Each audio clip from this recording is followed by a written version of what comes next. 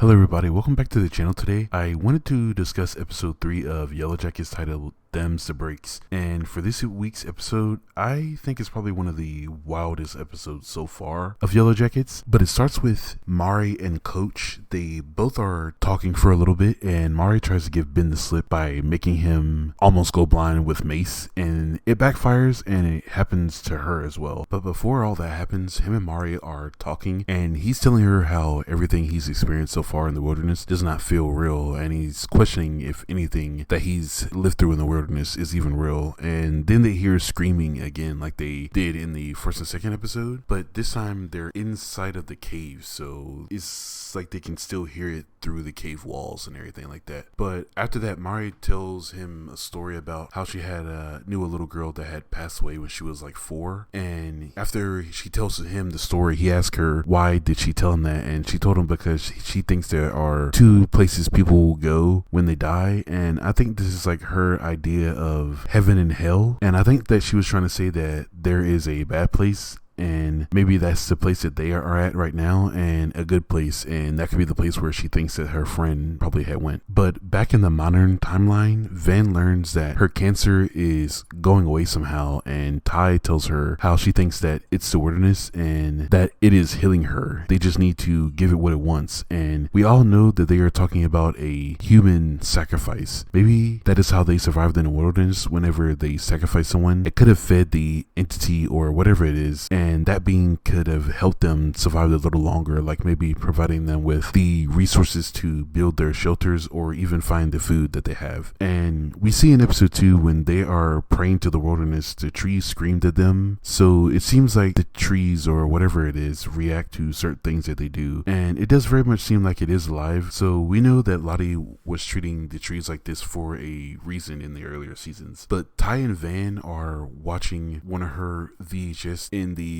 modern timeline again, and they see the man with no eyes in a commercial for a ice cream shop. But when they look up the place, it says that it's closed, and so they go ahead and just drive to the place anyway, and it turns out that it's actually not in operation anymore. It's been abandoned. But we see a coyote staring at them as they enter the building, and it has a bunny in its mouth, and at first you would think nothing of it really, but they see it as the wilderness is giving them a sign, letting them know that it's hungry again and that it needs more. And I think they realize that if they do that, that Van will eventually be cured from her cancer completely. Also in the modern timeline, Lottie and Callie have been hitting it off like crazy. They lied to Shauna about what their plans were for the day, and then they meet up at the mall, and Lottie teaches Callie how to steal, and they walk out of the store with a red dress. But when Shauna gets back, Callie and Lottie are in the kitchen cooking dinner for everyone, and Shauna notices a golden heart necklace on Callie, and she freaks out and rips it off of her. And we all know that this necklace means that whoever is wearing it at the time will be the one to be sacrificed next. And Lottie said that it just feels right when Shauna starts to question her about it, and she does kick Lottie out for doing that as well. But we actually speculated on this before. We talked about how Callie might be a target they would hunt because of how powerful she is, at least from what Lottie has said. And it does seem like Lottie is oddly obsessed with Callie, so she could want to absorb her powers by eating her, like we talked about in that video as well. But Callie still hasn't done anything with the cassette tape that she found in the end of episode 1, I believe. And I talked about how in the videos about the screaming trees, how Travis said the screams or voices he heard, that they want Aquila instead of him. And I was saying that could be like a good force that wants her, but at this point I think that Travis was just saying that to get Lottie off of his back because of how he reacts after he says it and the look on his face as well. But after all that, in the modern timeline, we go back to the past again, and Mari escapes from Coach and appears back at the huts where the YellowJackets are staying now. Everyone questions her and asks what happened to her, and she breaks and tells everyone that it was Coach that did that to her. And so they're on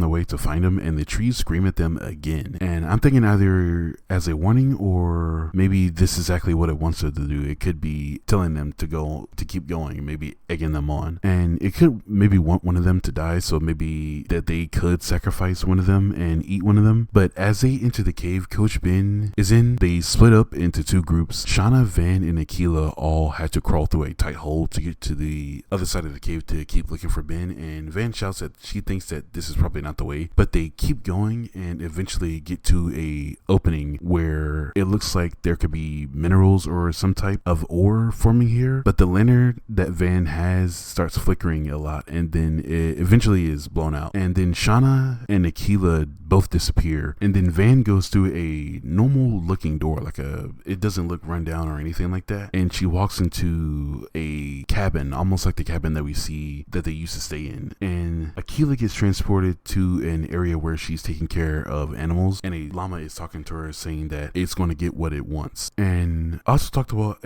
how we can hear a low rumble in the scenes in season 3 when they're back in the past again, and you can hear it throughout this scene as well when they're crawling through the tunnels. So I'm starting to think that maybe that llama means that it's trying to say that the wilderness is hungry, and that grumble could just be like a sign of it being hungry or something like that. But Van eventually watches the fire and it all just starts to take over her and stuff like that. But as for Shauna, she wakes up in a pond or lake, and she starts to swim as she gets called from a boy. It's calling her mummy, and we could probably assume that this is her son. But as she starts to swim, she doesn't move and she's just stuck in the same spot. But the craziest thing about all of these scenes is probably what happens at the very end. They all are in like a shared dream, and Jackie and Lottie are both there, and Lottie is writing something on the board.